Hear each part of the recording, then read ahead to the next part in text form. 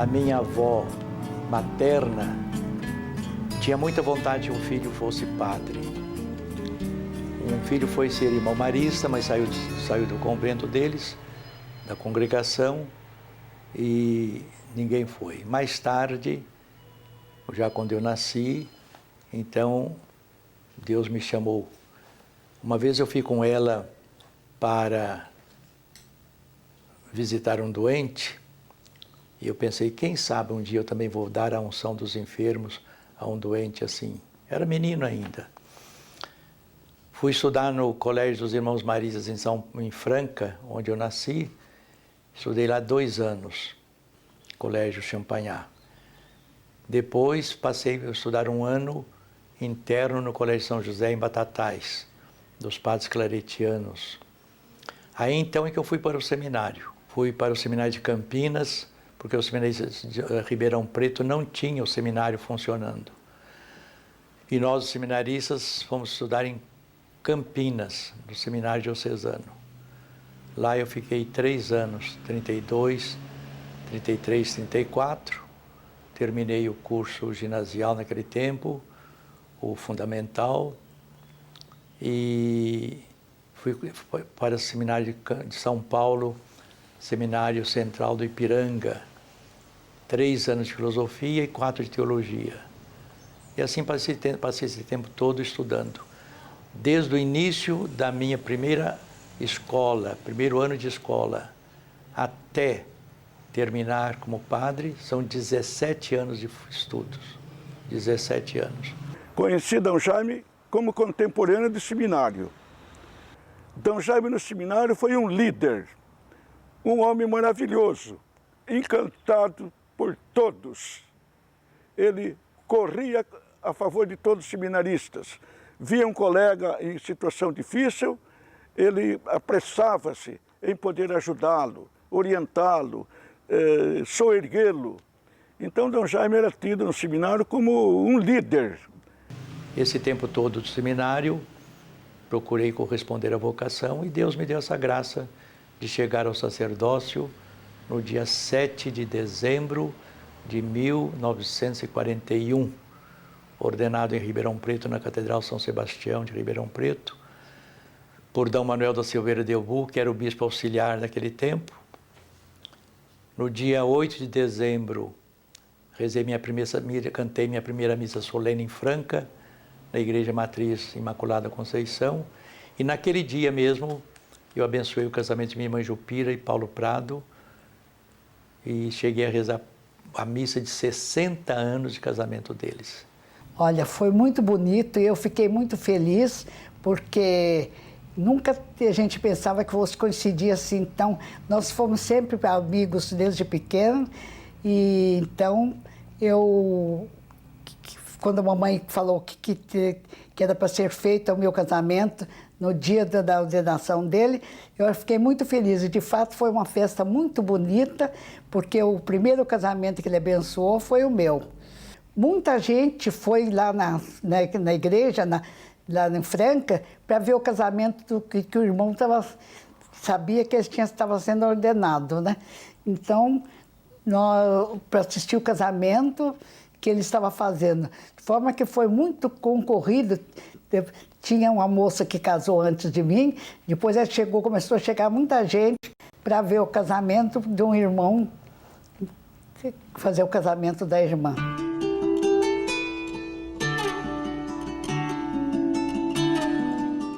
Eu vinha vindo da escola e nós morávamos pertinho da catedral. E eu passando em frente à catedral, justamente, era meio-dia, os sinos começaram a badalar.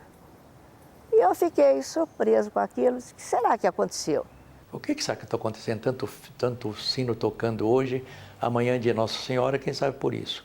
Esse dia era 7 de dezembro de 1956. E falei, amanhã 8 é dia de Nossa Senhora, então acho que a igreja já está avisando o povo para se preparar para a festa de amanhã. E mais uns minutinhos cheguei em casa. Chegando em casa, a mamãe estava com uma netinha de 3 anos. Essa netinha era filha de Eudila, minha irmã. Que Eudila também trabalhava na parte da manhã, ela era funcionária pública, e deixava a menininha com a mamãe.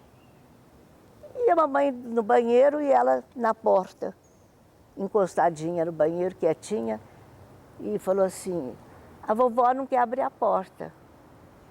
Eu falei, por que a vovó não quer abrir a porta? A vovó não quer abrir a porta. E pensei que a mamãe estivesse brincando com ela. Ela falou, a vovó está chorando. Eu falei, vovó está chorando? Mas por que a vovó está chorando? Ela está chorando porque o tio padre virou bispo. Eu recebi a carta da Anunciatura Apostólica no dia 29 de novembro de 1956. A carta era 23 de novembro. Quando eu recebi aquela carta, dizendo que eu devia responder, se aceitava ou não, mas esperava que eu aceitasse. Fui falar com meu confessor, um padre no seminário, e perguntei a ele, fiquei tão emocionado, comecei a chorar e dizer, se não responda, responda que aceita. Aí mandei a carta para a Anunciatura, no dia 29 mesmo de novembro de 56, que aceitava. E dia 3 de dezembro de 56, festa São Francisco Xavier, o Papa Pio XII assinou a bula me elegendo primeiro bispo da Diocese de Maringá. E a notícia foi publicada no dia 7 de dezembro de 1956. Eu fui sagrado em 57. Era de fato dos bispos mais jovens. Quando eu fui à Anunciatura falar com o núncio apostólico, mas você é muito criança ainda, muito jovem. Pois é, mas os senhores se enganaram, né? Me eleger bispo. Falei, não, está tudo certo. Vai ser sagrado e vai para a sua diocese. E foi aquela festa, uma festa feliz e ao mesmo tempo meio triste, porque a mamãe estava muito triste, já pensando que ele iria embora, né? Para onde que ele vai? Ah, nem sei, mamãe nem se lembrava mais. Ela disse, eu não sei para onde, é para longe, ele vai para longe.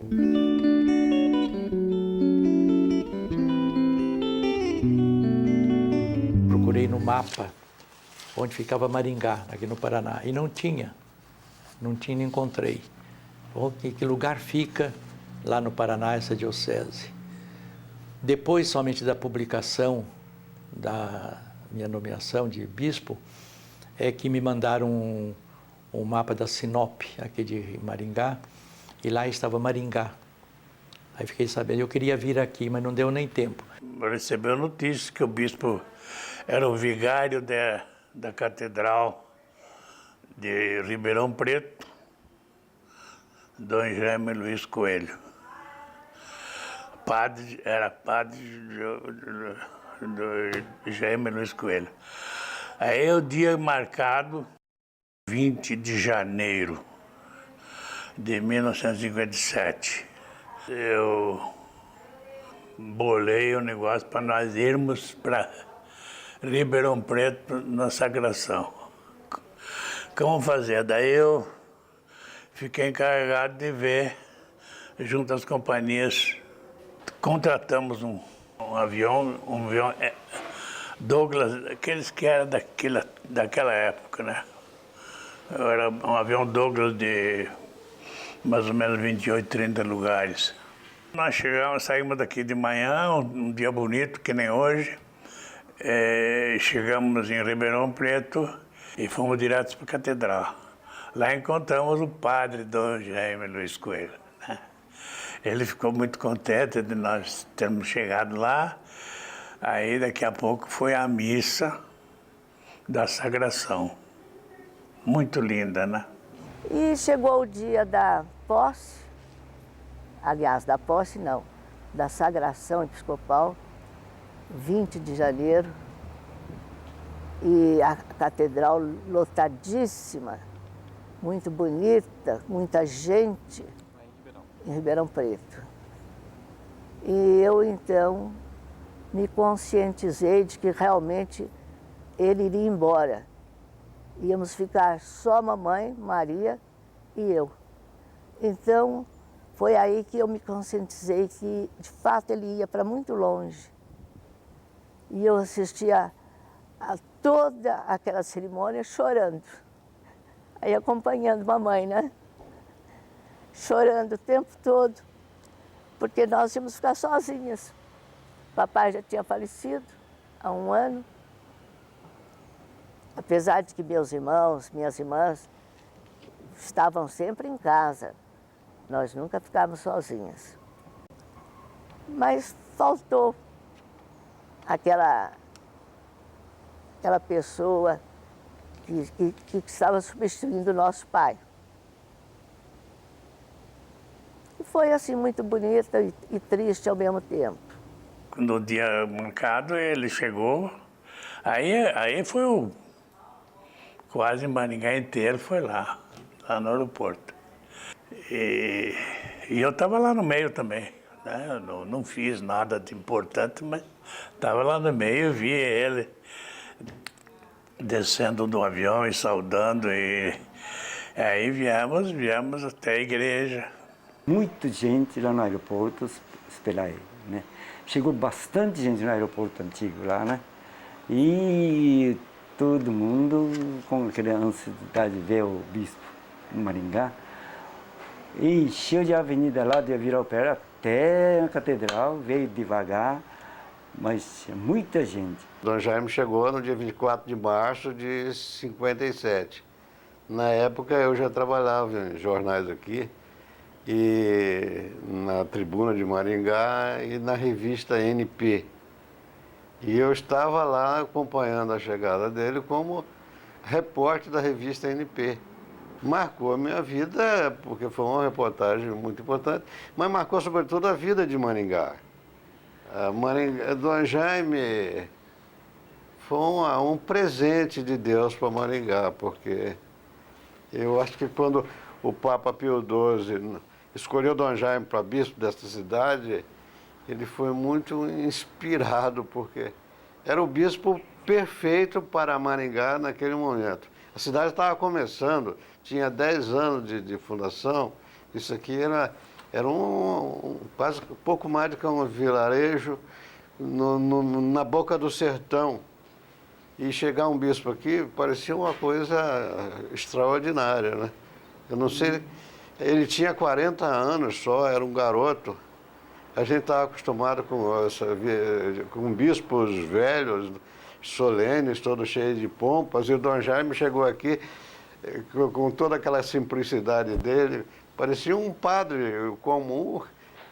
Na véspera da minha chegada, dia 24, choveu, um pouco de barro, e o meu irmão mais velho que veio junto ficou meio aborrecido. Onde vieram trazer meu irmão, esse barro, nessa poeira, nessa coisa? E eu feliz da vida, que Deus me trouxe para cá para começar um trabalho novo, numa cidade nova que estava começando. Quem se lembra disso, em 1957, o que era Maringá? Aqui onde nós estamos agora era floresta. Esta quadra onde eu moro foi doação da Companhia de Terras para a casa do bispo, mas era tudo floresta, estava no mapa a casa do bispo. Mais tarde eu que construí aqui essa casa, mas aqui era floresta. Eu morei 24 anos ali atrás, onde é hoje o Hospital Santa Rita. Lá fiquei 24 anos, depois me passei para essa casa aqui. Tudo no começo, tudo de madeira, a própria catedral nova, antiga de madeira. A casa que eu vim era muito pequena, era em alvenaria. Compraram aquela casa para o bispo. Mas tudo muito interessante e tudo muito aconchegante, o povo extraordinário me recebendo. No dia da posse, milhares e milhares de pessoas de toda a diocese, pessoas aqui presentes para receber o bispo. Marcou a posse. Foi marcada para o dia 24 de março daquele ano, 1957. E nós viemos, todos. Era uma dificuldade para vir aqui. Ribeirão Preto tinha que ir até São Paulo de avião. De São Paulo a Londrina e depois de Londrina aqui. Era o dia inteirinho para vir aqui. A gente só via aquela nuvem de poeira vermelha. Ele paramentou-se e veio em carro aberto até a praça da catedral. E o povo acompanhando, a praça lotadíssima. E aquele povão atrás. Foi tudo assim muito bonito a chegada dele.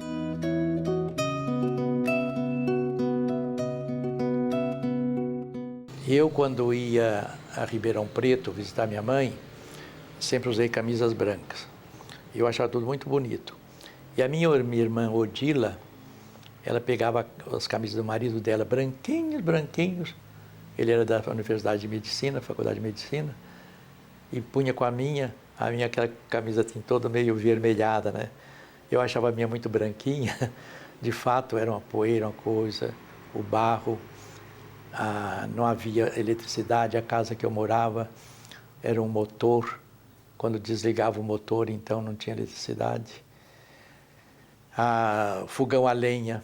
Minha mãe ficou aqui comigo 4 meses, ajudando a tomar conta. Não tinha uma pessoa para tomar conta da casa, para ajudar.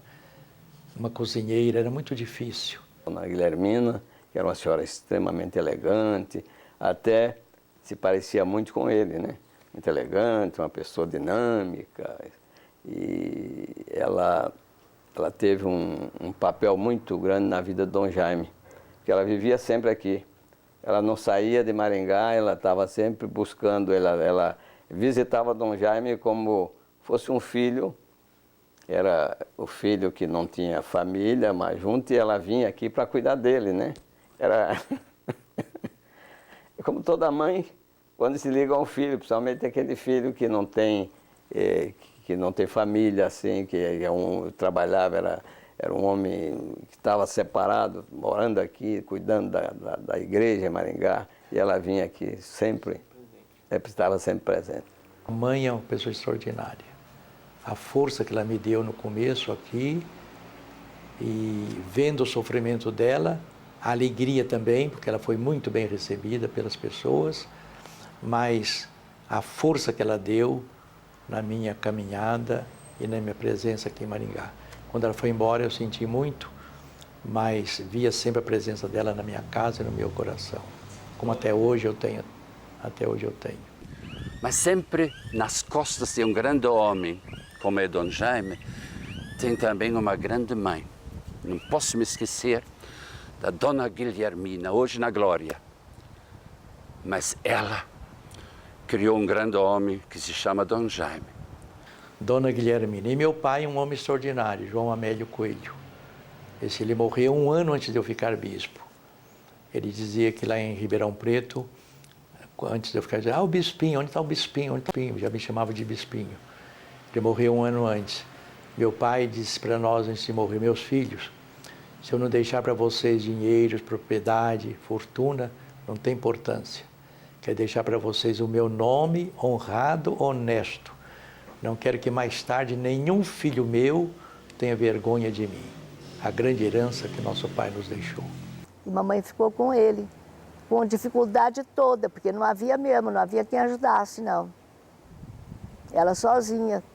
Mamãe ficou aqui 4 meses com ele, ajudando, fazendo tudo, né? Arrumou uma senhora para ajudar, mas eram aquelas senhoras muito rústicas, coitadas. E assim foi. Dom Jaime começou o trabalho dele com muito sacrifício, muita luta. Mas Deus me deu força, minha mãe voltou para Ribeirão Preto, comecei as visitas pastorais.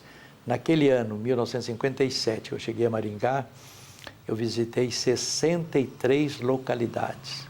Eram apenas 17 paróquias, mas havia as capelas rurais. Por exemplo, Ivatuba era capela rural, São Jorge do Ivaí era capela rural. Então, visitava essas capelas, fazendo crisma.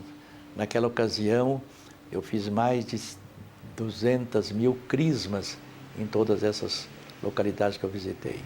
Então, percorrendo tudo isso, de teco-teco, às vezes até que teco-teco, quando não era mais longe, além de Paranavaí, nas barrancas do Rio Paraná, ou então de jipe, a condução era um jipe. Quando naquele barro, a gente ligava a tração nas 4 rodas e o jipe passava no barro todo e a gente ia para frente. interessante voltar atrás, ver tudo isso. É um personagem histórico dos mais influentes em Maringá, talvez o mais influente. Vez ou outra, os jornais costumam fazer uma aferição qual é o personagem mais influente da história de uma cidade, de um estado, ou mesmo de um país. Se nós fizéssemos isso em Maringá, sem dúvida, Dom Jaime seria citado, se não como o mais influente, ou pelo menos entre os 3 mais influentes. Aí depende do critério que você utiliza, se você escolhe um agente político, um agente social, ou se você engloba as 2 categorias numa medição só. Mas certamente ele estaria lá.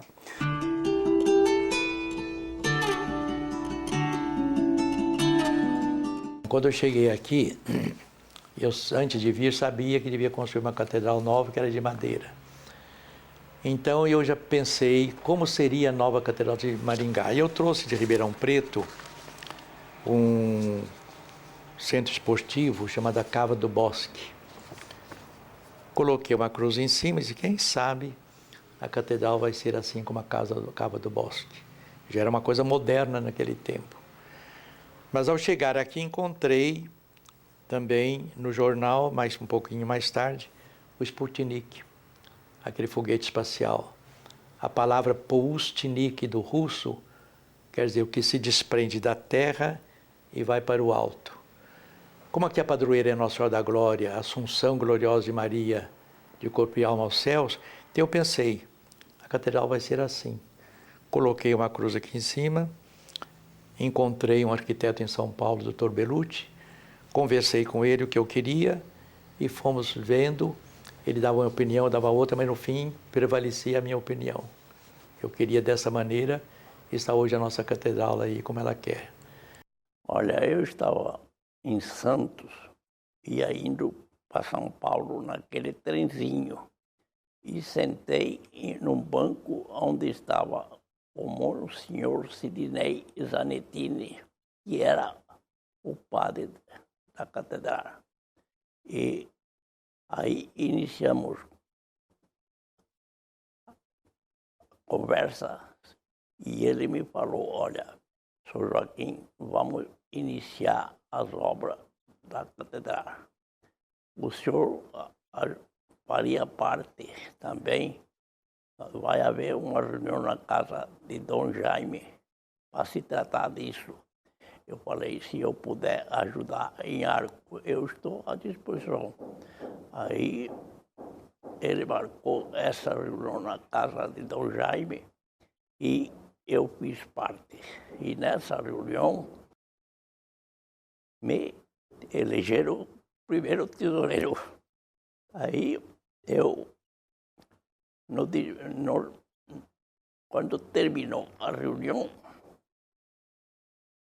Dom Jaime havia nos pedido que gostaria que a cruz da catedral tivesse colocada para os festejos de Maringá, que era dia 10 de maio. Eu aceitei o cargo e, no fim, eu conversei. Disse, Dom Jaime, o senhor nos pede um trabalho que temos que trabalhar muito, porque daqui lá é 10 meses só de tempo. Vamos ter que arregaçar bem as mangas para poder atender o senhor. Como primeiro tesoureiro, eu já procurei ver onde ia, em que porta ia bater para arrumar recursos, né? Auxílios. Aí eu lembrei que eu devia conversar com o diretor da companhia de terra aqui, entrei lá. Aí chegamos na companhia de terra, já iniciamos a conversa sobre a catedral e o doutor Herman de Moraes Barro falou para mim que você é dessa comissão, que cargo você ocupa. Eu falei, olha, eu sou o primeiro tesoureiro. Ele disse, a companhia de terra vai mandar todo o cimento só para a catedral, construir a catedral. E cada 15 dias vinha um vagão de cimento. Aí isso deu muita vida para nós. A gente, às vezes, não posso mentir que, às vezes, a gente tinha um outro ponto de vista, discordava de alguns pontos de vista dele. Ele era uma pessoa, assim, muito firme na posição que defendia, mas de uma bondade, de um coração, de uma amizade extraordinária. Dom Jaime tem um gênio forte. É um gênio, sim, sim, não, não. E eu sempre captei isto. Não dá para falar com Dom Jaime com meia verdade. Tem que ser a verdade total. Acho lindo isso em Dom Jaime, né? Que ele não se dobra facilmente, não. É o jeito dele. Mas é um jeito que acho que a igreja precisa, homens assim, desta envergadura. Então, mais um aspecto maravilhoso na vida de Dom Jaime. Nessa campanha da fraternidade, da violência, corrupção, a paz e a fruta da justiça, o presidente da República, Lula, fez uma violência contra a nação. Lá, no Sandódromo, jogando camisinhas para todos. Isso é uma violência. Partiu do presidente da República, que não tem moral para ser presidente. Precisamos mudar tudo isto. Autoridades que estão aqui, não vão bater palmas para eles, não. Temos que mudar essa situação. Um sacerdote disse: a maior pobreza que há no mundo é a falta de Deus. Quando Deus não está no coração das pessoas, nós vemos aí essa corrupção tremenda. A paz é fruto da justiça. Onde houver justiça, haverá paz. Dom Jaime tem uma característica de um temperamento muito forte, um caráter decidido. É um homem empreendedor, não tem medo dos desafios. Ele enfrenta e faz com que as coisas aconteçam.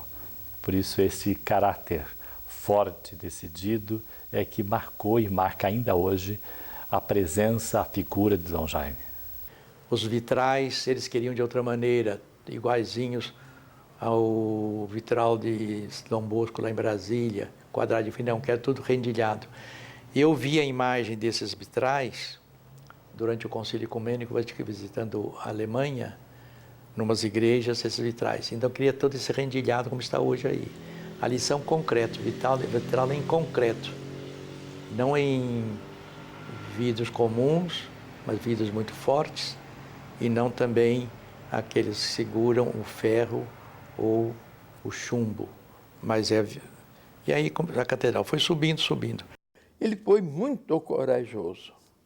Um ato corajoso, só dele mesmo, foi levantar a Catedral de Maringá, que é um monumento não só nacional, mas mundial.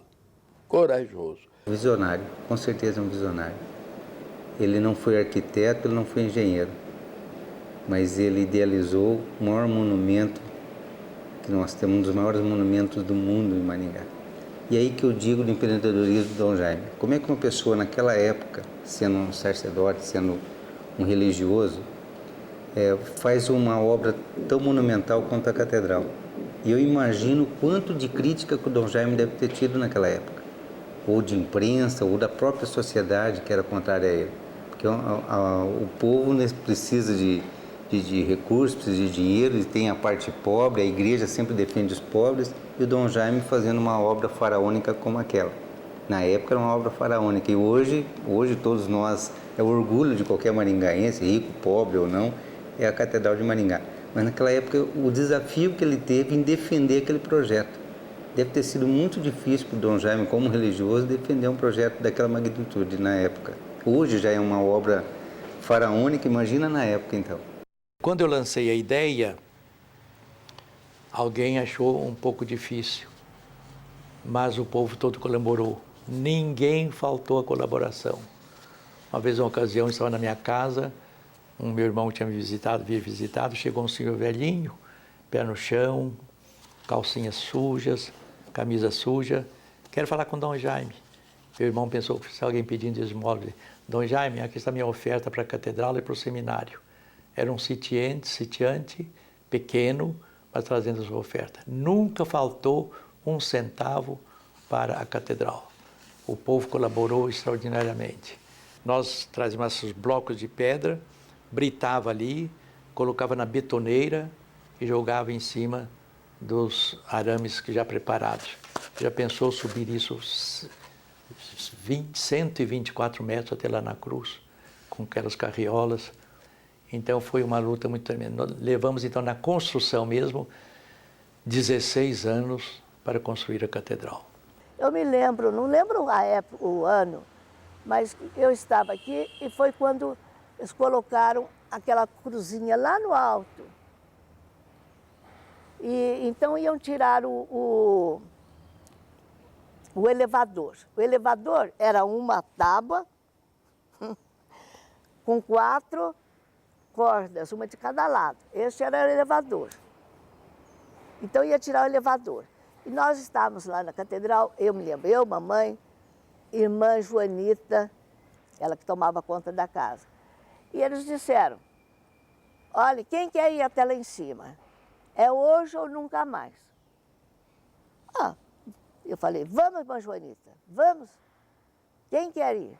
E eu fui. Eu, irmã Joanita, o Jaime e o senhor que tomava conta ali. Balançando, aquela coisa, balançando, e nós fomos até lá no alto. O sacrifício para levar todo aquele material para construir tudo isso, levando nesse elevador, que a gente olha assim, tudo pronto, tudo muito bonito. Eu acho que é uma obra que, como o Dom Jaime mesmo diz, ele disse, eu fico admirado de ver como é que eu tive coragem de fazer isso. A catedral, para nós, ela tem um significado muito mais amplo do que a sua finalidade também, porque ela é uma espécie de Torre Eiffel para Maringá. É um monumento, o 10º monumento do mundo, edificado por Dom Jaime com a colaboração de todos os seus arquidiocesanos. Campanhas foram feitas de café, de cereais, etc., para que essa catedral pudesse estar hoje altaneira, no centro de Maringá, que é o ponto turístico de Maringá. Digo mais, é o símbolo de Maringá. É um signo, é um sinal que identifica a catedral com a cidade de Maringá. Vai demolir aquele catedral velho, antigo. Então eu fui correndo lá, peguei uma máquina, fui correndo lá e teve missa no começo. Depois o padre Cisne subiu lá, pega essa foto de primeira telha de demolição. Daqui 6 horas já quase não tinha telha. Não. Então, esse último dia foi dia 7 de janeiro de 73. Esse, olha, marquei logo. Pelo dia da demolição.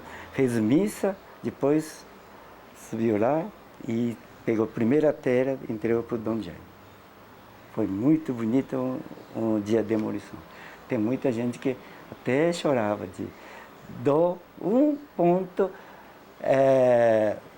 saudade que vai ter, não vai ter aquele, mas é um lado contente que parabéns para o novo catedral.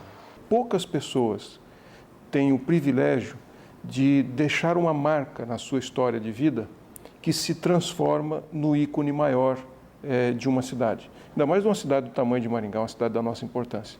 E Dom Jaime tem esse privilégio.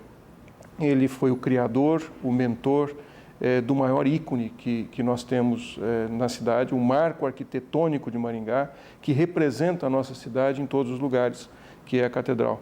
Então, não há dúvida nenhuma de que ele foi uma pessoa extremamente importante na história de Maringá e, aliás, continua sendo, porque mesmo hoje ainda tem a sua participação ativa na comunidade.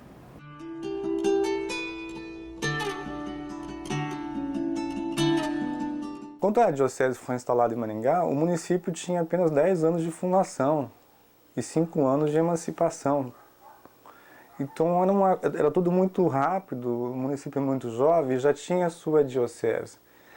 Então a cidade forjava os seus líderes, fossem os líderes sociais, fossem os líderes políticos. E havia uma particularidade, olhando retrospectivamente a gente entende isso mais ainda, que os 2 primeiros prefeitos, eles não constituíram uma liderança sólida, durável, né, por razões que merecem ser estudadas. O primeiro viveu uma crise com a Companhia Melhoramentos e o segundo tinha acabado de tomar posse quando o Dom Jaime chegou. O Dom Jaime, inclusive, teve uma relação bastante amistosa com o segundo prefeito, Américo Dias Ferraz. Mas o fato é que ele também não conseguiu constituir uma liderança sólida. Nenhum dos 2 prefeitos, nenhum dos 2 primeiros prefeitos fez carreira política, constituiu um grupo que pudesse disputar o poder local por mais tempo, né? O primeiro que conseguiu fazer isso foi João Paulino, em 1960. Então, em tudo isso, a figura do bispo, ela ganha um relevo que vai muito além da tarefa precípua do episcopado na cidade, que é o trabalho de pastor, de organização da igreja, da diocese, das paróquias. Por isso, Dom Jaime, que é um agente social de grande talento, ele acabou tendo uma intervenção muito mais ampla, né? A palavra política quer dizer a busca do bem comum. Não é essa politicagem sem vergonha que está por aí, não.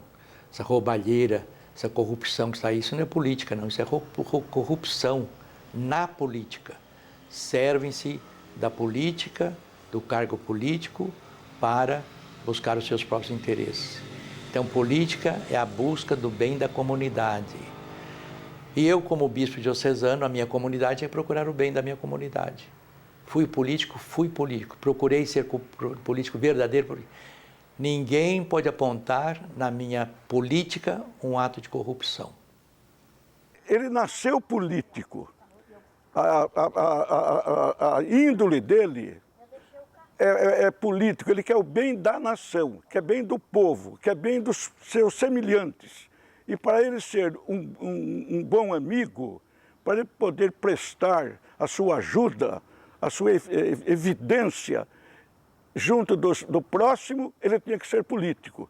Então, Dom Jaime, apesar de bispo, ele é um político também. Político de Deus, político do Papa, político da igreja, político dos homens, político dos pobres, político dos infelizes. Sempre político. O que é político? É a arte da boa vizinhança. É a arte de levar o bem-estar ao seu próximo. E como Dom Jaime aprendeu que amar a Deus sobre todas as coisas e o próximo como a si mesmo, ele foi um político extraordinariamente grande. Briguei com muitos aí, como briguei com João Paulino, no primeiro governo dele, de prefeito. Briguei com outros deputados. Quiseram fazer-me senador da República, mas eu tinha que renunciar ao cargo de bispo. Falei, não, primeiro eu sou bispo e não quero saber. Ajudei a eleger o Ney Braga. O Dom Jaime criou a grande estima pelo Ney Braga. Foi quando ele deu a mão a Ney Braga na ordem política. Achou que o Ney seria um homem indicado para o bem do pobre, para o bem do povo. Então, fez tudo pelo Ney Braga. E o Ney Braga fez tudo por Dom Jaime. Ney Braga não era conhecido aqui no norte do Paraná. Ele foi prefeito de Curitiba. Quando ele foi governador, havia 3 candidatos. Um tal de Franco, o Ney Braga, e havia um Maculan. A campanha do Ney Braga foi de 1960, foi quando foi eleito João Paulino. Nós estamos falando da mesma fronteira, portanto, né? A liderança da cidade, ela apoiou a chapa Jânio, Ney Braga e João Paulino. Mas a liderança de Maringá, a Associação Comercial e outros, eles abraçaram essa tríade, né? JP, Ney Braga e Jânio, em 1960, que foi, de resto, exitosa aqui na eleição municipal. Né? A minha campanha é essa: seja franco, não macule o seu voto, vote em Ney Braga. Olha, eu saí esparramando isso aí pela diocese inteira. Eu fazia as visitas pastorais, e à noite não havia missa, a gente acabava o terço lá na matriz, e eu saía, aqueles negócios, o pessoal lá bebendo sua pinguinha, sua cerveja. Ô, gente, o bispo está aqui, vamos trabalhar um pouquinho, vocês não foram à igreja, eu vim ver vocês. Isso é política. Cheguei lá, falei com eles, e vamos eleger um novo governador, o Ney Braga. Seja franco, não macule o seu voto, vote em Ney Braga. Ninguém conhecia Ney Braga aqui no norte do Paraná. O Ney Braga foi eleito, ele foi sempre muito meu amigo e me chamou de padrinho até a sua morte. Então, isso é fazer política, procurar o bem da comunidade. O Ney Braga, outro dia ainda lendo sobre ele, um homem que morreu pobre, que não roubou do governo, morava na sua casa muito simples, é onde mora a viúva até hoje, um homem extraordinário. E eu procurei, os que vieram contra mim, por quê? Porque eu ia contra a corrupção deles. Houve um deputado em Curitiba, dizia, Dom Jaime Luiz Coelho, homem da igreja e homem do governo, e homem de negócios, que eu tinha negócios. Tinha, claro, tinha que construir igrejas, construir seminário, construir catedral, isso é negócio, está aí. Mas o dinheiro que o povo me deu não está no meu bolso, não. Não tenho nada, nada, nada. Vivo hoje com a ajuda da diocese, estou aqui na casa que eu construí, casa do bispo, esperando o dia da minha morte. Ele indicava o caminho. Agora, há controvérsias quanto a esses caminhos que ele indicava, até na indicação de candidatos na política, porque ele realmente influiu decisivamente em muitas situações na política local, tanto na prefeitura municipal como no poder legislativo. Isso aí é histórico. O Dom Jaime era amigo de alguns prefeitos. Ele era, por exemplo, Luiz de Carvalho, ele foi muito amigo do Luiz de Carvalho. Adriano Valente, amicíssimo do Dom Jaime. Inclusive, Adriano Valente entra como cotista quando começou a Folha do Norte do Paraná. Em compensação, o João Paulino, que é outra personalidade marcante de Maringá, uma das maiores personalidades da história de Maringá, já havia esse embate, havia um embate político e se o João Paulino tomava uma posição em favor de determinada ideia, ideologia ou candidato, o Dom Jaime sempre estava do outro lado. Eles nunca conseguiram se bicar, né? Eu parei a construção da catedral 4 anos, porque o prefeito João Paulino retirou uma verba que havia da prefeitura para a catedral, chamado do artigo 20. Um vereador propôs essa verba, é um dinheiro que ia a Curitiba e voltava à prefeitura. Eu recebi 4 anos e o João Paulino cortou essa verba. Falei, já que ele não quer, não interessa, então vamos parar. Não que esse dinheiro fizesse falta, mas para mostrar também o desagrado que a gente teve diante da atitude dele. Quando foi eleito o Luiz Carvalho, o doutor Luiz Carvalho como prefeito, 6 meses depois da posse, ele me procurou, Dom Jaime, estou à sua disposição, o senhor precisar de mim, o senhor quer assumir a presidência da catedral? Ele assumiu. Então, devemos muito, muito, muito a esse homem extraordinário, Dr. Luiz Moreira de Carvalho, prefeito de Maringá, o melhor, quem mais ajudou na construção da catedral, não com dinheiro da prefeitura, mas o prestígio dele levando avante. Aquelas capelas todas foram feitas no tempo dele e mais ou menos uns 20 metros de altura. Depois fomos para frente. O único prefeito que fez isso. E o primeiro foi o Américo Dias Ferraz. No tempo que eu cheguei, ele abriu todos os fundamentos, pedra britada, ele ajudou muito, concretar, isso ajudou. Antigamente, nós podemos sentir assim que a palavra do bispo, mesmo do padre, na política tinha um peso muito grande. O padre era bem respeitado diante da comunidade de cada município. Hoje a gente vê que essa influência diminuiu muito, o padre é um cidadão no meio dos outros, mas eu vejo assim na caminhada do Dom Jaime nesses anos, que ele pegou ainda esse tempo, que a sua influência foi muito grande, não apenas no desenvolvimento da religião, mas também no desenvolvimento da política, no desenvolvimento social desta cidade, de um modo especial, e de toda essa região. E eu quero dizer, sou político, sempre procurei o bem da comunidade.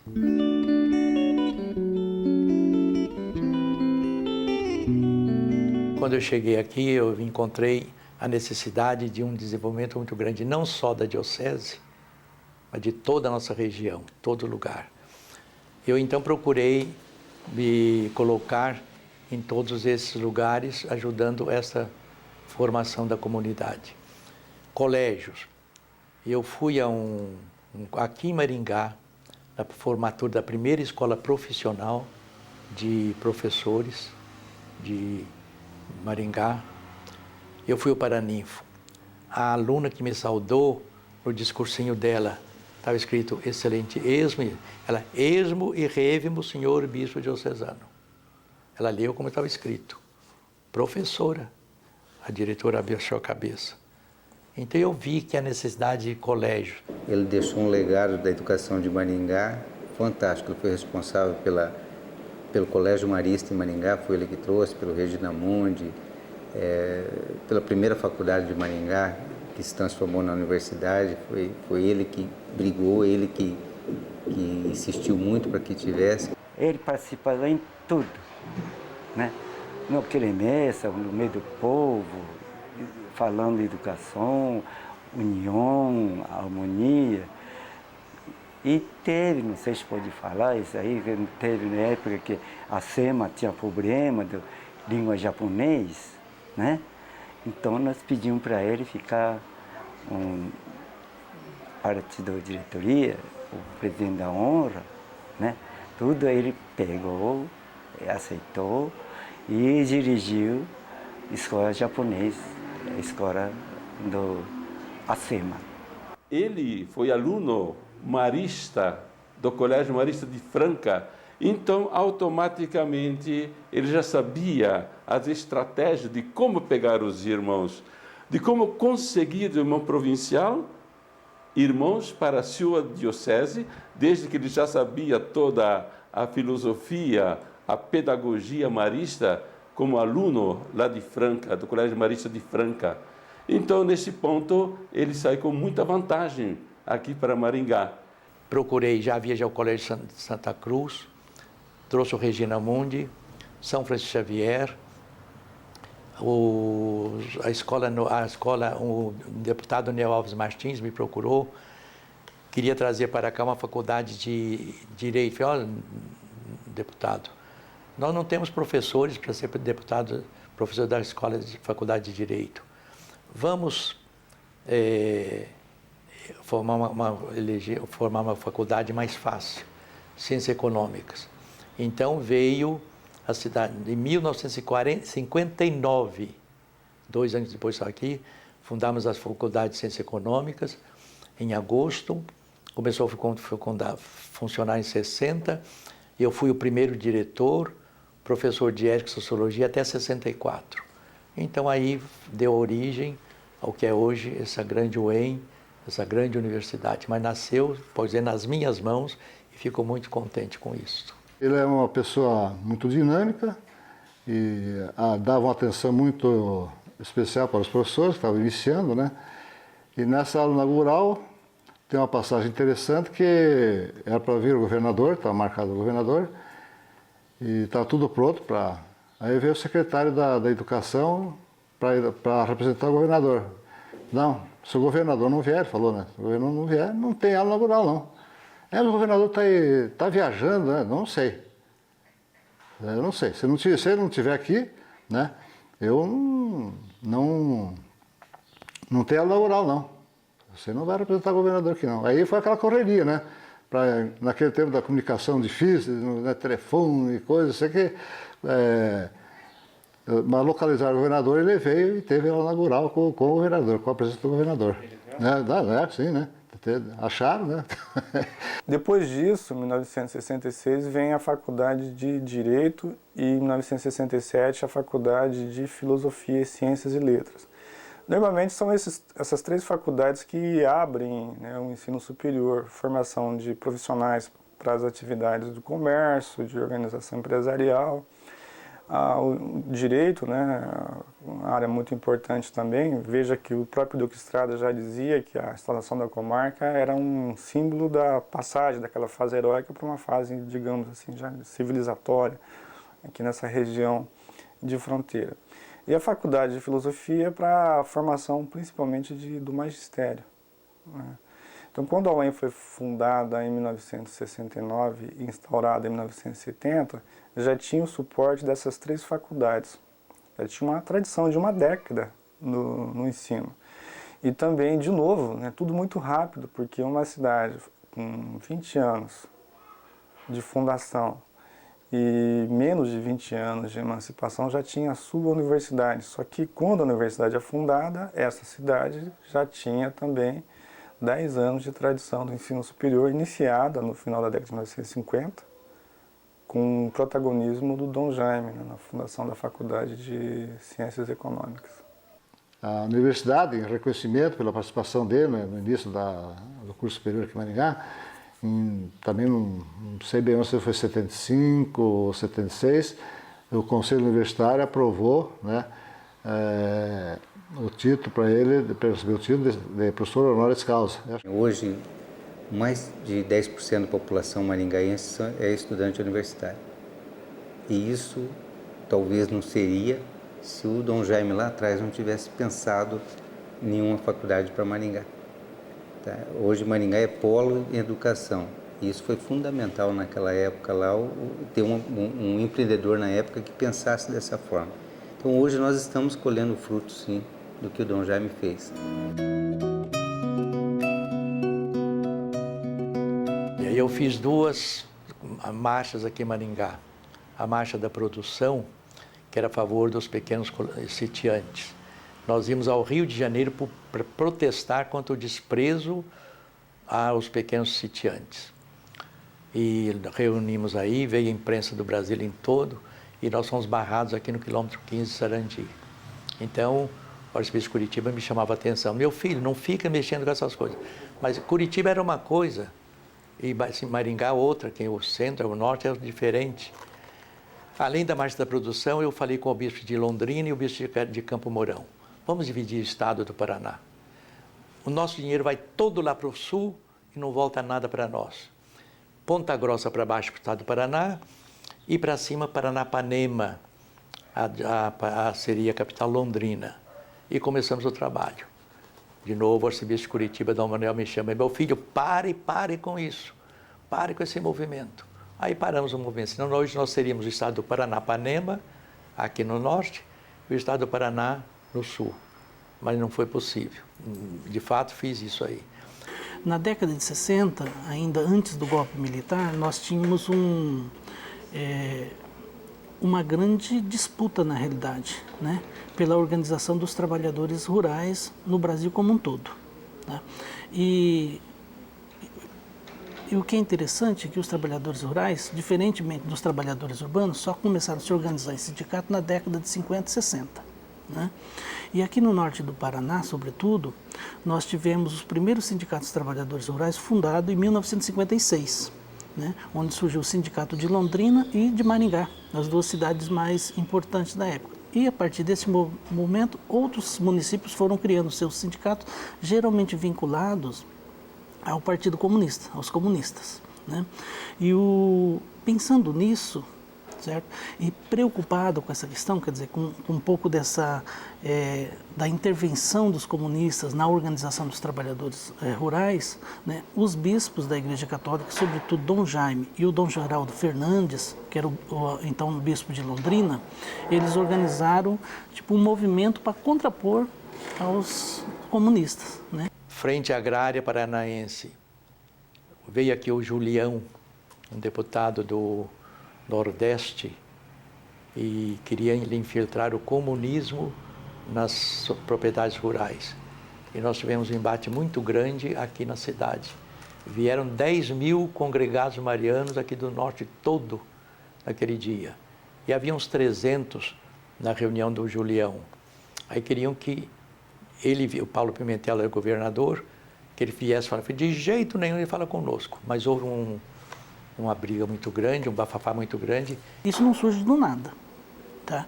A Igreja Católica, desde o final do século XIX, tinha uma preocupação e organização com os trabalhadores de modo geral. Né? Várias encíclicas sociais falavam disso. Né? E o João XXIII publica, então, uma encíclica importante, né, a Mater Magistra, né, onde dizia que a Igreja Católica já tinha perdido os operários urbanos para o Partido Comunista e não poderia perder os trabalhadores rurais, os homens do campo, né? E aí então toda a Igreja Católica começa a organizar, né, no Brasil inteiro entidades, né, que pudesse ajudar os trabalhadores rurais e não cair nas garras do comunismo, como eles falavam, né? Certo? E aí sim, então Dom Jaime formula, né, em 61 a Frente Agrária Paranaense, né, e faz o lançamento dessa Frente Agrária aqui na cidade de Maringá.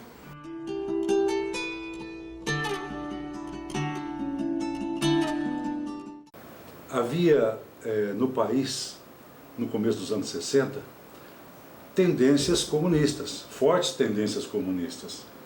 E o Brasil vivia numa efervescência tal que o comunismo realmente ele começou a colocar seus núcleos também no norte do Paraná.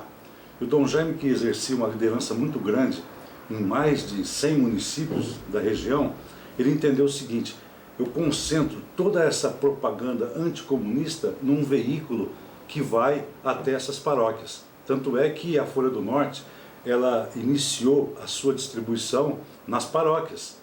E se você pegar todas as edições primeiras da Folha do Norte, havia essa forte tendência anticomunista. Em Maringá, falando aqui domesticamente, o Dom Jaime, ele ia aos púlpitos, aos altares, aos palanques, e ele impunha essa condição de falar sempre contra os comunistas. Então teve várias situações, a própria FAP, né, que foi criada também pelo Dom Jaime, tudo se fazia no sentido de combater o comunismo.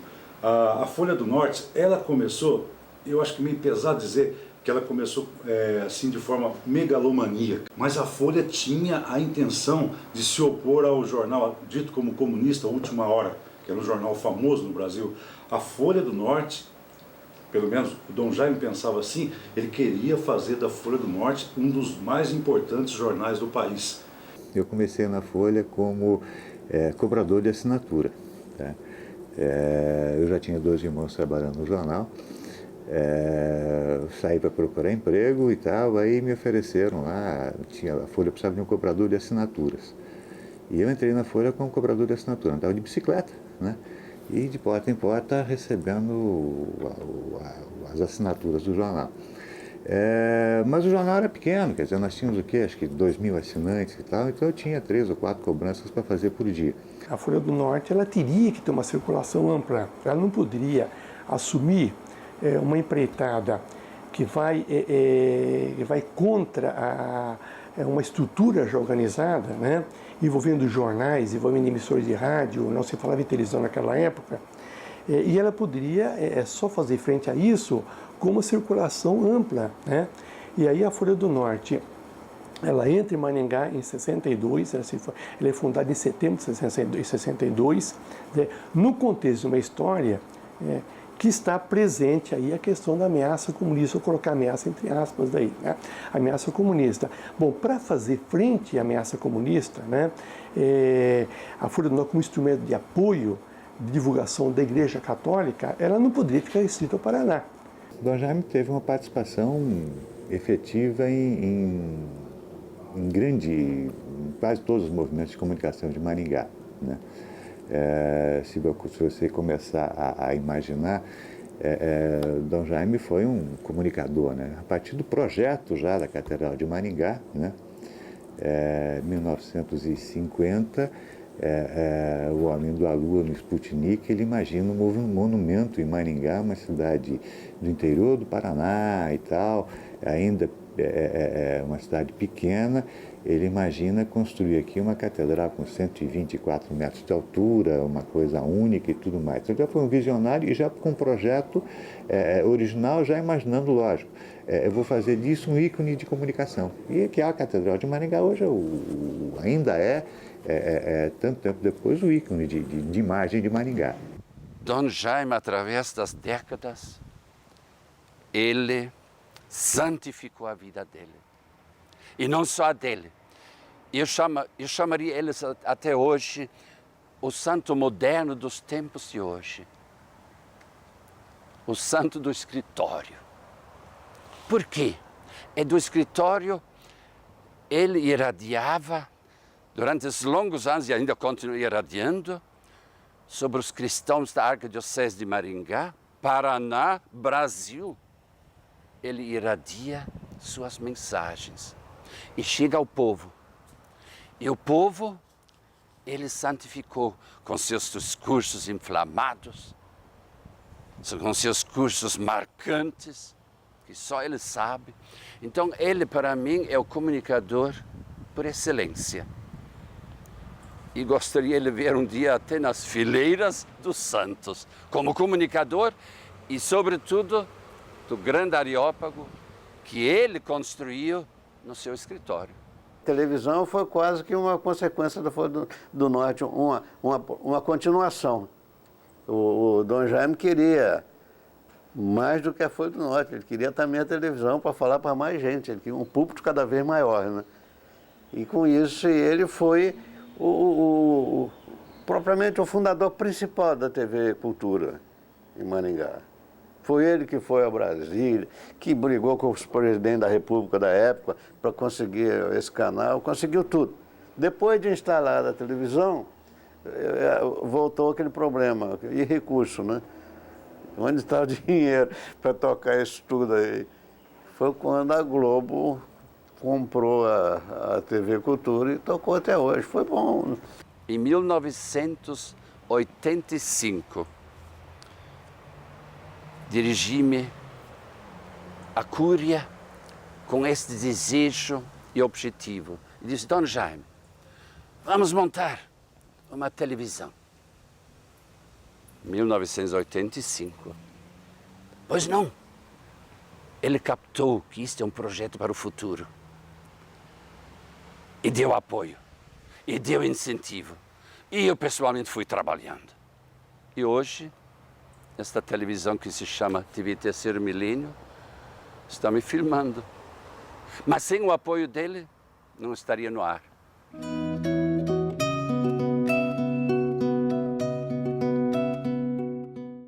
Em 62, o Papa João XXIII, ele convocou o concílio, Vaticano II. Eu fui também, como bispo, frequentei as 4 sessões até 65, era dos bispos mais jovens. E lá eu me uni a um bispo jovem do Peru, Dom Alcides, que foi arcebispo de Cusco. Havia um outro bispo auxiliar do Peru e um bispo da Himalaia. Eram os bispos mais jovens no concílio. E todos de certa idade. Um dia os bispos franceses, vem cá meninos, vem cá vocês, meninos. Vem. Eles nos chamaram, assim, vocês já fizeram a primeira comunhão? Brincando. E realmente, aquilo para mim foi uma lição muito grande, o concílio. Aquela união, naquele tempo nós éramos quase 2.000 bispos presentes do mundo inteiro. Hoje somos mais de 4.000. E aquela reunião dos bispos, cada um dando as suas votações nas nossas reuniões, o que a gente pôde dizer a favor do crescimento da igreja. Então, nessa ocasião de bispos jovens, bispos idosos, mas era a Igreja de Deus reunida, procurando implantar, como dizia o Papa João XXIII, implantar um novo ar na Igreja de Deus. Quando chegaram a ele e perguntam, por que o concílio? Ele foi à janela, abriu a cortina para entrar um ar novo na igreja. Esse ar novo, de fato, entrou com o Vaticano II. Mas é pena que hoje muita gente não lê e não leu os documentos do Vaticano II. São 17 documentos extraordinários que valeria a pena fazer uma grande campanha em favor desses documentos para o bem da igreja e do bem da comunidade.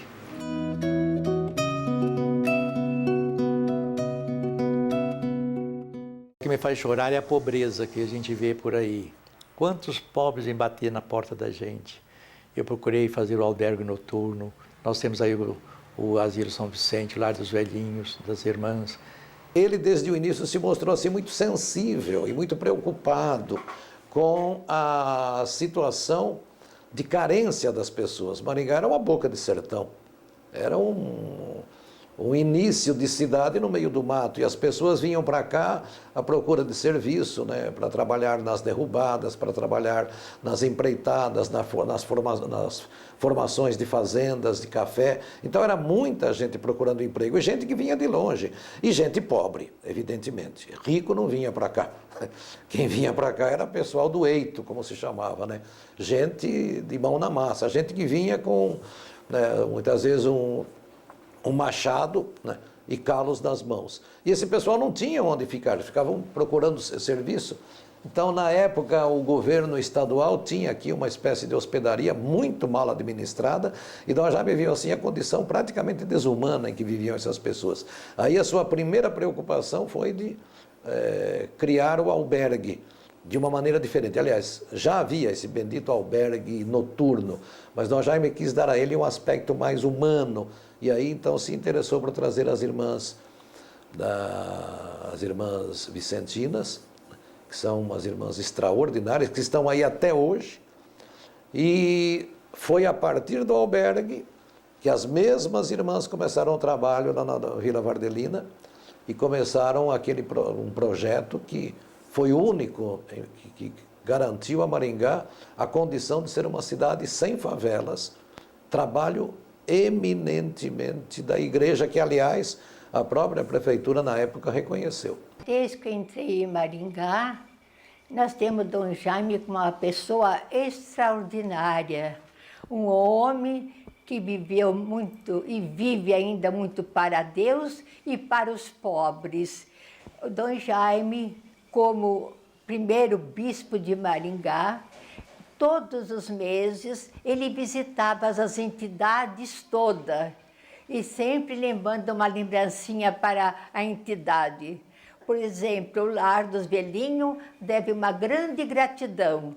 Nós não tínhamos nada aonde sentar, tinha só banquinhos. Dom Jaime foi tomar café, falou, não tem uma cadeira? Não, aqui não tem. Nós somos novas aqui, não temos nada. Dom Jaime falou, vai na loja, compra uma cadeira, compra 4 cadeiras e compra também o fogão direitinho, porque já a gente estava tomando as refeições em cima do fogão. Dom Jaime é muito caridoso, ele olhava muito essas coisas pequenas, e isso nos deu muita força no começo. A gente estranhou, né, vir para Maringá, sair de São Paulo, vir para cá, mas a gente foi tão bem recebida, e ele ajudou muito o Lar dos Velhinhos. As obras sociais de Maringá, e eu lembro aqui o testemunho do Antônio Fassi, que me chamou muito a atenção. Ele dizia que Maringá é a única cidade desta proporção, de 350 mil habitantes mais ou menos, com o número de obras assistenciais que tem. Ele diz que conhecia na época muitas cidades iguais e até maiores que Maringá, e que não tinham absolutamente a estrutura assistencial que tem em Maringá. E isso ele atribuía exatamente à presença de Dom Jaime. Ele disse, Maringá se formou sob a liderança de Dom Jaime, porque a primeira grande liderança que Maringá sentiu, muito mais do que lideranças políticas, lideranças econômicas, lideranças em qualquer outra área, foi sem dúvida a liderança de Dom Jaime. Mesmo porque Dom Jaime exerceu uma liderança muito além da liderança religiosa. A primeira obra social de Dom Jaime foi o albergue Santa Luísa de Marilac. E Dom Jaime deu a sua vida em prol das obras sociais. Criou o albergue, várias entidades sociais, lutou pela reforma agrária, que é também uma obra social. E Dom Jaime, com essas obras sociais, ele tinha por meta trazer religiosas para a diocese. Fundou colégios, fundou o nosso seminário. O seminário é considerado a maior obra de Dom Jaime. Foi a mais importante porque é exatamente a partir dela, do seminário, é que se vai providenciar a formação de novos agentes de pastoral, que são os padres.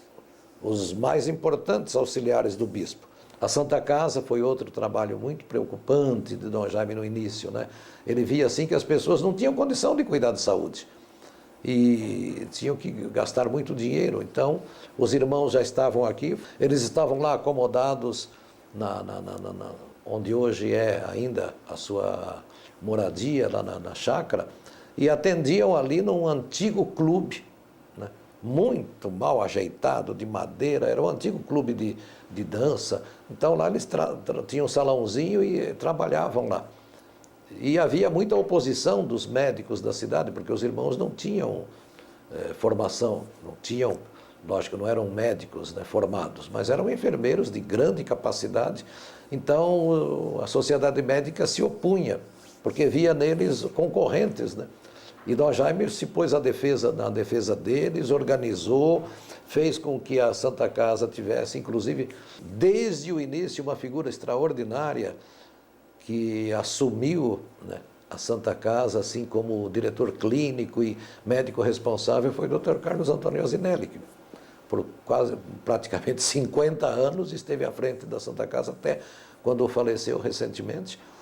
Então ele conseguiu organizar o trabalho, né? E Dom Jaime, inclusive, teve que peitar na época a sociedade médica, porque eles queriam construir um grande hospital, mas botar os irmãos para fora, ou então colocar os irmãos como uma espécie de empregadinhos deles, né? E Dom Jaime, de jeito nenhum, não aceitou isso de fora. E ao longo da sua vida, durante muito tempo, enquanto a Santa Casa esteve sob a liderança do bispo, era propriedade da Mitra Diocesana de Maringá, quer dizer, propriedade da Igreja Católica, Dom Jaime se pôs à frente, teve brigas homéricas com João Paulino no seu primeiro mandato, porque o prefeito João Paulino não entendia bem as coisas, havia alguns choques entre eles e tudo. Até que finalmente, agora já mais recentemente, Dom Jaime achou que já era hora de passar a Santa Casa para a propriedade dos Irmãos da Misericórdia de Maria Auxiliadora, que tem uma larga experiência no campo administrativo. Então aí surgiu o Hospital e Maternidade de Maria Auxiliadora, né? Que ainda continua com o nome de Santa Casa. Então hoje o hospital pertence aos irmãos, à congregação dos irmãos, não tem nada a ver mais com a diocese, mas durante nesses 50 e poucos anos, 50 anos da vida da diocese, a Santa Casa esteve sob os cuidados da diocese de Maringá por um espaço de seguramente uns 40 anos, né?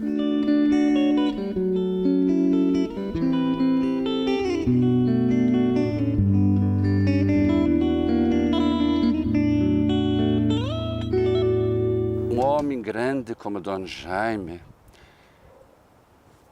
na alma dele se escondem muitos segredos, onde só Deus tem acesso.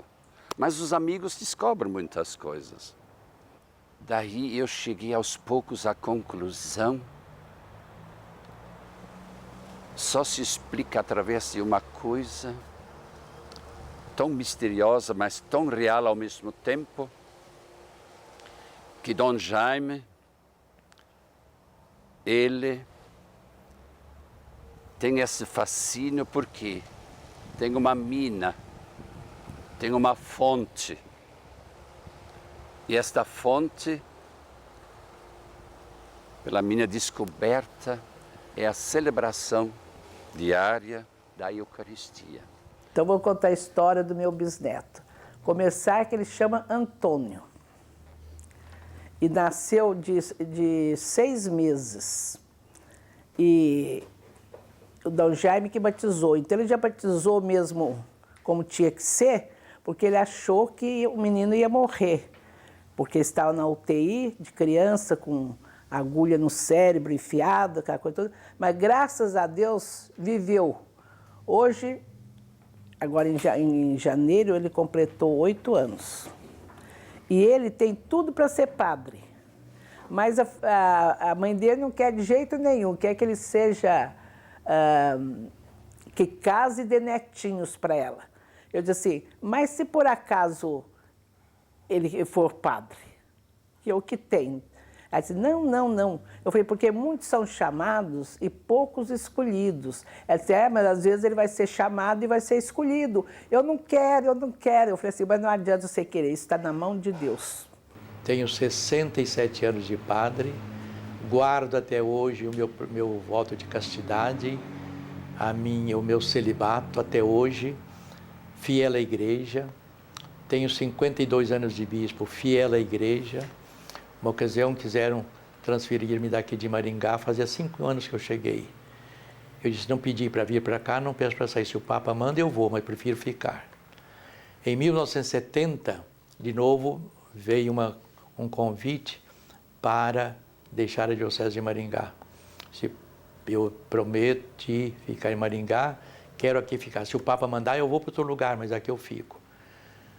Em 1975 para 76, eu visitando Roma, numa visita que nós bispos devemos fazer, um cardeal queria que eu fosse trabalhar com ele na Secretaria de Comunicação Social, que eu falei de rádios, de jornais, que a gente tinha em Maringá, esse amor que eu tenho à comunicação. Eu estava com 58 anos. Eu falei, senhor cardeal, estou com 58 anos de idade, para vir para Roma para trabalhar agora, eu preferia ficar em Maringá. Agora estou com 92, se tivesse ido, estaria lá em Roma hoje, morrendo em Roma. Mas foi interessante, mas fui sempre fiel à minha vocação. Houve muitas calúnias, mas quem deu calúnia vai pagar por elas. Mas eu posso ser aqui firme até hoje, graças a Deus, fiel ao meu sacerdócio, ao meu celibato, ao meu coração virgem, e vou assim até o fim, se Deus quiser. A visão dele é uma visão que hoje talvez esteja mais madura em Maringá, mas lá no passado eu já defendia que Maringá não pode ser o centro das atenções, que a segurança, para ter segurança em Maringá, as cidades ao entorno, Sarandi, Paissandu, etc., tem que ter segurança. O desenvolvimento tem que estar nessa região, o emprego tem que estar nessas regiões. E na época ele defendia que as indústrias não poderiam ser centralizadas só em Maringá. As indústrias teriam que ir para outras regiões, onde que fosse o polo dessas regiões. Quando que era para instalar uma fábrica de suco de laranja aqui na região, falava-se em Paranavaí. Eu falei, vamos fazer em Paranavaí. O senhor é contra Maringá? Eu falei, não sou contra Maringá, vamos desenvolver a região. E hoje está lá a fábrica de suco de laranja, está lá em Paranavaí. Então, coisa assim que a gente queria nesse começo, a educação, a formação, o povo, não somente a pregação do Evangelho, mas no Evangelho está tudo isso que eu procurei fazer. Minha mãe teve 14 filhos. E no tempo que ela teve os filhos, todos partos normais, morreram 2 irmãos meus, o terceiro e o penúltimo, que ela criou 12 filhos, com meu pai, 12 filhos. E havia um senhor na nossa propriedade rural, uma fazenda que a gente chamava, um senhor baiano, dizia, Dona Guilhermina, toma vinho do Porto e dá vinho para as crianças. Nos 40 dias de que ela fazia aquele tratamento depois do parto, aquele resguardo que chamavam, ela tomava aquele vinho Adriano Ramos Pinto, um pouquinho de vinho. E os pequenininhos davam um pouquinho na colherinha. E para o nenenzinho ela punha na mamadeira, no chazinho na mamadeira. E a gente tomava. Diz ela que era isso. E hoje o que houve? Deve ter sido. O meu irmão mais velho morreu com 84 anos. A minha irmã hoje mais velha tem 90 anos, vai fazer 91 este ano. A outra vai fazer 90 em dezembro. Um irmão mais velho, atual, tem 94. Eu estou com 92. A caçulinha está com 82. É uma vitalidade. Todos nós tomamos na mamadeira vinho do Porto no chá. Eu acho que aí esse é o segredo da vitalidade. Comemorar os 93 anos de Dom Jaime, certamente para todos nós, nasce no coração uma grande gratidão a Deus e uma gratidão a Ele que é um presente para todos nós. Realmente não foi um presente, Ele é um presente para esta igreja, para este povo, e nós rogamos a Deus todos os dias para que Ele tenha vida, saúde e possa permanecer no meio de nós, sendo esta luz para os nossos passos, este farol a nos iluminar em todos os momentos de nossa vida. Que Deus o abençoe, o fortaleça e que Ele continue sempre sendo amigo de todos nós. Eu sempre peço, quando eu morrer, quero sempre morrer como antigamente os bispos, 3 dias de velório. Se eu morrer no domingo, velório, domingo para segunda para terça, enterrar na terça-feira. Preparei lá na catedral, tem 24 túmulos para bispos, 24. Já reservei o meu, estará marcadinho lá o primeiro. Até quando Dom Murilo chegou, eu falei, Dom Murilo, meu lugar é esse, o senhor faz no seu... Eu falei, não, eu vou no outro lado, porque pode fazer milagre, não sabe quem está fazendo o milagre.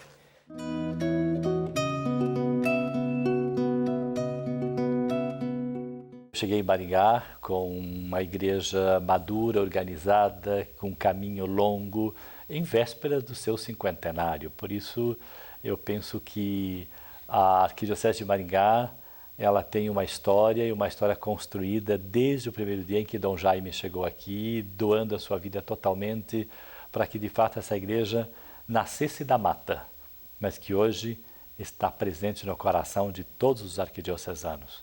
Por isso nós somos imensamente gratos a Deus, gratos a Dom Jaime, pelo trabalho, pela semente que ele plantou, porque, como diz a palavra de Deus, um é que semeia, outro é que colhe. Hoje, certamente, estamos colhendo os frutos daquela semente plantada há mais de 50 anos nesta igreja, nesta terra e no coração de todos os maringaenses.